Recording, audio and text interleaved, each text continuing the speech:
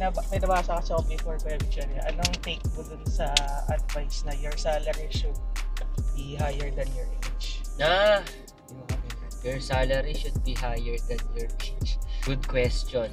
So, kung 20 years old ka, dapat ang salary mo ay lagpas 20k, ganun.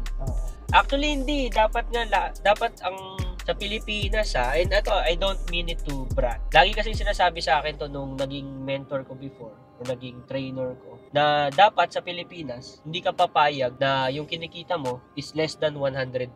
Kung solo ka, wala kang pamilya, dapat hindi ka papayag na less than 100k yung kinikita mo. Sa simula, syempre, okay lang na medyo mababa. It's not a matter of age eh. Kasi, masasabi mo ba yun sa isang farmer na 40 years na nagtatanim, na dapat ang sahod niya eh 40,000? Di ba? Masasabi mo ba yun sa kanya? Ba, kaya mo bang sabihin yun na masipag naman siya? Di ba? I think, ito mas magandang framework. Your salary should increase every year. Your earnings should increase every year. Taon-taon dapat tumataas ang sahod mo. Kahit small amount man yan. Eventually, lalaki yan. Lalaki. So, kung nagtatrabaho ka sa isang job, tapos isang taon na, hindi ka pa binigyan ng increase, diba? Maybe it's time to consider starting a business or looking for a different job, finding different ways. Ewan ko, hindi maganda yung ganong na your salary should be greater than your age.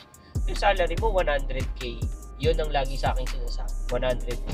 Kasi sa 100k, you can afford car, housing, diba? Daily expenses. And dami naman dami namang careers na pwede kang kumita naman.